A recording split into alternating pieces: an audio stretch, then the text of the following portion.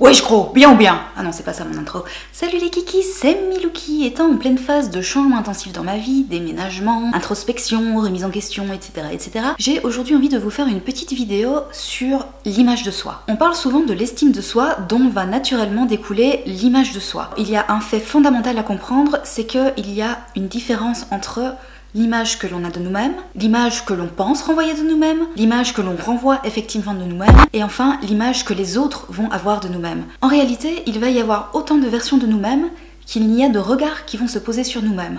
Tout simplement parce qu'on a tous une façon différente de percevoir les choses en fonction de notre vécu, en fonction de la situation, en fonction du contexte de la rencontre, en fonction de l'intimité que l'on va développer, etc.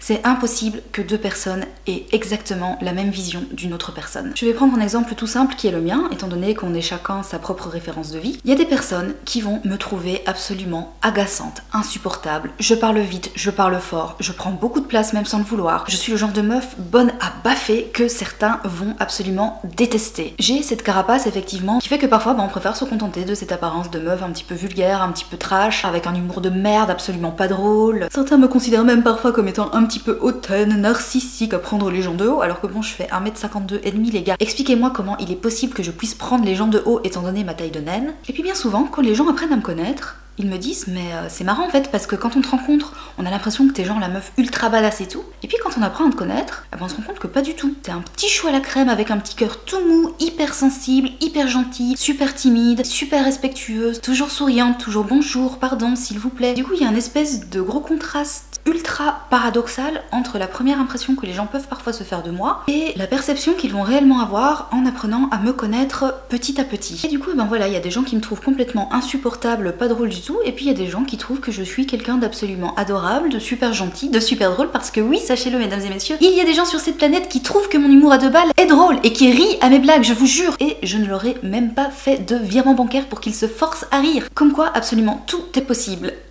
Du coup, on en arrive à un point ultra important pour le développement de soi, à partir du moment où on se rend compte que peu importe ce que l'on est, il y aura toujours des personnes pour nous apprécier et des personnes pour nous détester. Vous pensez pas que c'est un petit peu con de porter un masque en permanence ? Et que ça n'en vaut pas la peine de plutôt se révéler tel qu'on est vraiment et de laisser les gens nous apprécier pour ce que l'on est vraiment? Alors il est évident que dans la vie, on ne peut pas toujours être à 100% soi-même et qu'on doit parfois faire des concessions et s'adapter à la situation. Forcément, si je suis face à un conseiller banquier à qui je vais demander un prêt immobilier, je ne vais pas m'habiller et me comporter de la même façon que quand je suis face à un groupe de potos venus prendre l'apéro sur ma terrasse où là, de suite, ça va parler bitch, chat, couilles, sodomie et compagnie. Donc il y a effectivement des obligations sociétales qui font que l'on est parfois obligé d'apprendre à se tenir correctement, faire bonne impression, etc. Mais de façon globale et dans la vie de tous les jours, vous avez tout à y gagner, à essayer d'être le plus possible en accord avec vous-même et surtout à vous montrer positif. Pourquoi? Tout simplement parce que le positif entraîne le positif, le négatif entraîne le négatif. Quand comme moi, on a grandi avec une carence énorme en confiance en soi, on a cette petite voix qui parle tout le temps et qui nous répète en permanence: t'es nul, t'es qu'une merde, t'es vraiment une bonne à rien, tu ferais mieux de te suicider, tu sers à rien, mais qu'est-ce que tu fais sur cette terre? On est dans la dépréciation, dans l'autoflagellation, en permanence.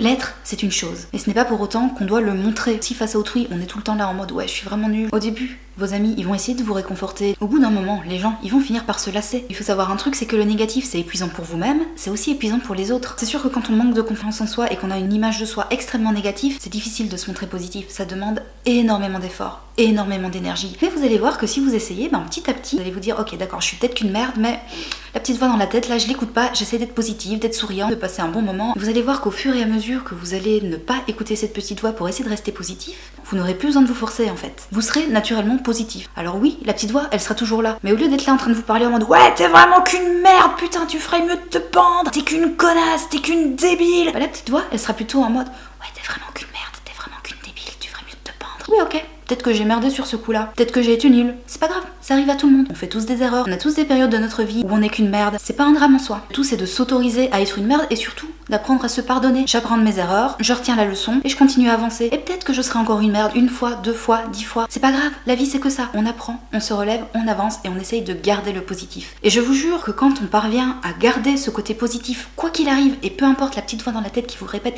t'es vraiment qu'une merde, t'as mal fait ça, y a ça qui va pas, blablabla. Vous restez positif, vous parvenez à garder de l'énergie. C'est un exercice que j'ai fait au cours de cette dernière année, donc depuis que je suis sortie de mon burn-out, j'essaie de me dire, peu importe ce qui arrive, je reste positive. J'ai envie d'y croire, je me force à y croire. Je m'auto-convainc que j'y crois, que je suis quelqu'un de positif, que je suis capable de me relever, peu importe les épreuves. Et vous savez quoi ? ça fonctionne. Alors oui, de temps en temps, ça m'arrive encore d'avoir envie de crever. Il y a des soirs, ça m'arrive de rentrer chez moi, d'avoir juste envie de chialer toute la nuit et de ne plus jamais me relever. Je m'autoflagelle un petit peu, ouais, t'es vraiment qu'une merde, t'as foiré ça, y a ça qui a pas été, tu dois faire attention. Je chiale en allant me coucher et le lendemain matin, quand je me réveille, je suis de nouveau hyper pimpante, pleine d'énergie et positive. C'est ultra fatigant d'être positif tout le temps et de se forcer. Mais le positif entraîne le positif. C'est pour ça aussi que j'ai décidé de me couper des personnes négatives parce que je ne veux plus de négatifs dans ma vie. Les mauvaises langues diront que je vis un petit peu dans un monde de bisounours et de licornes.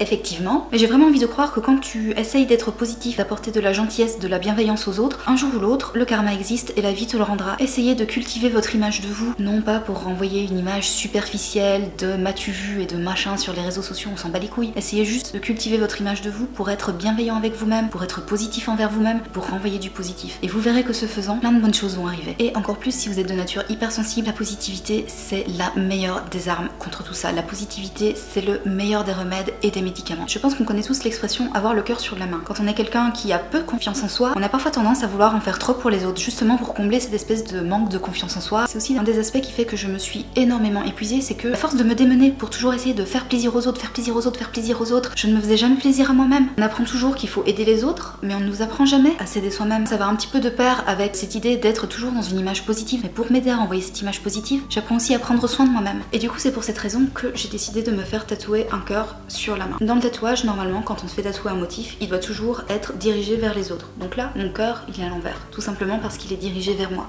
Parce que c'est un peu ma promesse envers moi-même d'apprendre à prendre soin de moi. Je sais qu'une part de moi restera toujours cette petite fille qui a pas confiance en elle, qui se sent nulle, qui se dévalorise en permanence. Mais par contre, j'ai envie d'apprendre à m'aimer moi, à m'écouter moi, à me faire passer moi avant tout le monde. C'est hyper important d'avoir de l'amour pour soi, de développer l'amour pour soi. On ne peut pas être bien avec les autres et dans ses rapports sociaux si on n'est déjà pas bien avec soi-même. On ne peut pas être bien en couple si on ne commence pas d'abord à s'aimer soi-même. Et vous comprenez maintenant pourquoi j'aime autant le caca. C'est tout simplement parce que l'image que j'ai de moi correspond à cela. Aimer la merde est donc ma façon à moi d'apprendre à m'aimer. C'est donc la fin de cette petite vidéo d'autothérapie. J'espère qu'elle vous aura plu et je vous dis à la prochaine. Salut!